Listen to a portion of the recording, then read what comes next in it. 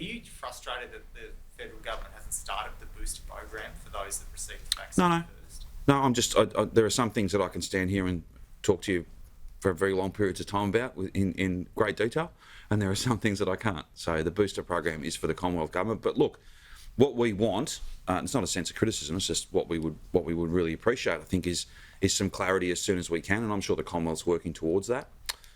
Because if we can just sort of seamlessly move from 55 state hubs and a whole lot of pop-ups, if we can just switch that across to a booster program, rather than pull all that apart, close it all down, then have to start again, that assumes that the Commonwealth wants us to play that role. Only they can answer that.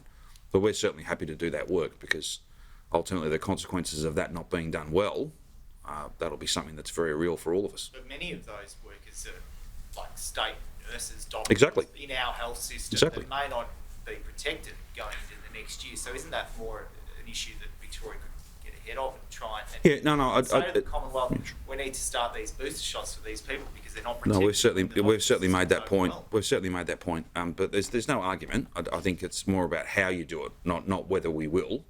I think there will be a booster program. Orders have been placed. Stock is here. It's just a matter of the Commonwealth making clear what their plans are and whether their plans include us. There's also there's some pretty big threshold questions. Is everybody going to get a booster shot, or is it just targeted groups? That's a matter for all sorts of different people, but none of them work for the state government. They're all national. But we stand ready to play whatever part the Commonwealth thinks we should. When do you think Victoria will open international borders, much like New South Wales is on November 1? Well, Victoria won't open international borders. It's the Commonwealth who will open international borders, and I think the Prime Minister made his position pretty clear the other day.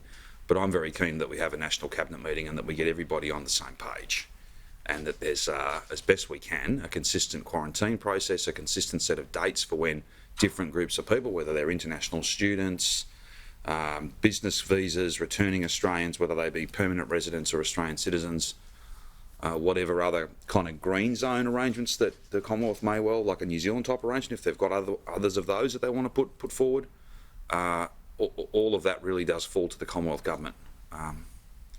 There's some irony that this whole thing has come down to who's responsible for what, given that we have rather rewritten who's responsible for what over the last 20 months.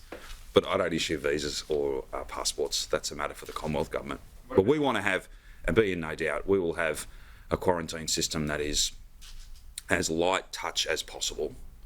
And when you get to 90 plus vaccination rates, we always have more options. And we've made that point hundreds and hundreds of times. That's why it's so pleasing. And it's why I think we're all so proud of each other that we've gone and got the jab in record time and in record numbers. It does give us more options. It means we might be able to do, in fact, we almost certainly will be able to do some home-based quarantine for some people, no quarantine for others, if they're double dose vaccinated and they've got a negative test.